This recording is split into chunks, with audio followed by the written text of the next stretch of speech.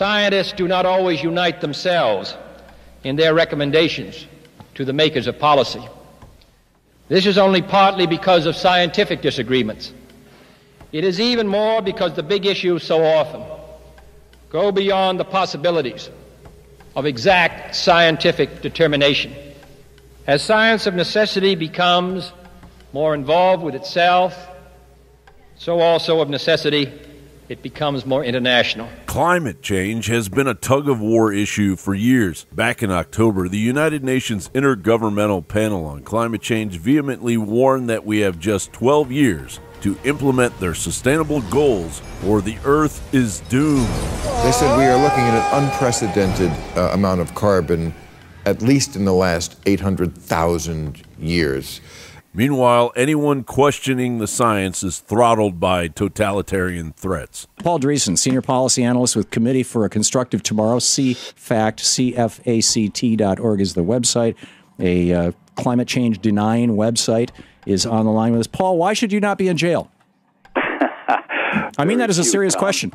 You're taking money to deceive the public in a way that's killing people. Over the weekend, as the AP reported, the National Climate Assessment was written long before the deadly fires in California this month and before Hurricanes Florence and Michael raked the East Coast and Florida. It says warming-charged extremes have already become more frequent, intense, widespread, or of long duration. Warming-charged extremes. But who did this research? Are they credible or are they connivers for the United Nations carbon tax scam? As the Daily Caller reported, the scientists who wrote the National Climate Assessment used unreliable information that exaggerates the risks global warming poses. University of Colorado professor Roger Pielke Jr. noted in a series of tweets. He fears the report will make it easier for critics to dismiss future climate studies, tweeting, "By presenting cherry-picked science at odds with NCA Volume 1 and IPCC AR5, the authors of NCA Volume 2 have given a big fat gift to anyone who wants to dismiss climate science and policy." Embarrassing. Pielke Jr. continues, "People are not dumb. Climate change is real and deserves policy response, but not like this." Earlier this week, President Trump tweeted about the cold weather hitting the East, saying, "Brutal and extended cold blast could shatter all records. Whatever happened to global warming?" This sent the mainstream media into a tailspin. In a statement, the White House said the new report was largely based on the most extreme scenario, which contradicts long-established trends. It's going to require reducing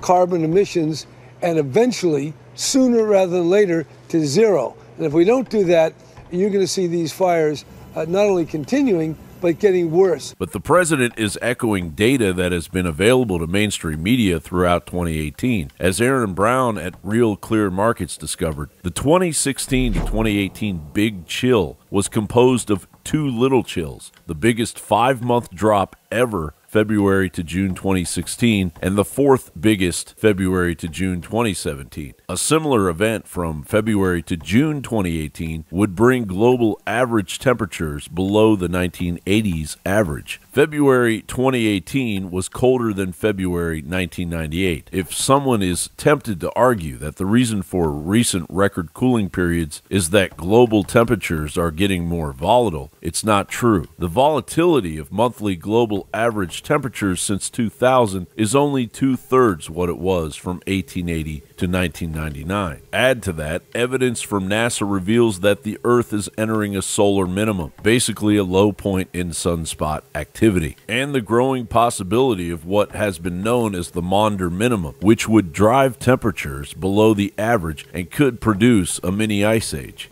The sun is a seething mass of activity. Until it's not. Every 11 years or so, sunspots fade away, bringing a period of relative calm. This is called solar minimum, says Dean Pesnell of NASA's Goddard Space Flight Center in Greenbelt, Maryland, and it's a regular part of the sunspot cycle.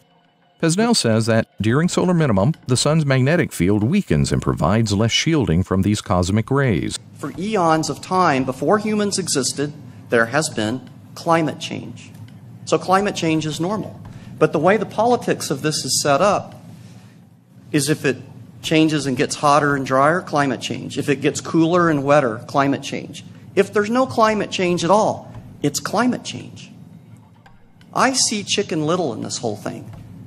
If you think about it, because you can now say everything's climate change, and no matter what happens, it's all climate change. And the worst thing that could be done to humanity is put government bureaucrats in charge of carbon dioxide emissions or whatever it would be. Because there's no way to have a definitive science on something so nebulous and so foolish as climate change. You don't have to be as smart as a fifth grader to know that what causes the climate is the sun. The sun. I have people telling me carbon dioxide warms the earth. No, it doesn't. The sun warms the earth. The banks of this world know it's not going to happen. Otherwise, you couldn't get a loan in London. You know those 30, 40-year mortgages? The world will be over by then. Is Barclays Bank going to give you a loan? With the greatest respect, ma'am, it's the greatest fraud that's been perpetrated on mankind this century.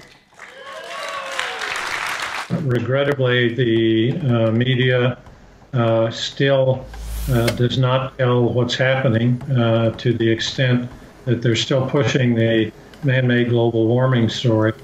But if you were in Great Britain in February, you would already know that the next cold epoch has begun, because all of a sudden you've been told that cold weather has killed much of the vegetable crop and you can't get lettuce or cucumbers in your grocery store. Is NASA a global warming denier? Well, all of their recent data would make it appear so. To the panicked carbon tax schemers shilling to fund Agenda 21 totalitarianism with climate change hysteria. Will the witch hunt on the Hill call for NASA's immediate arrest?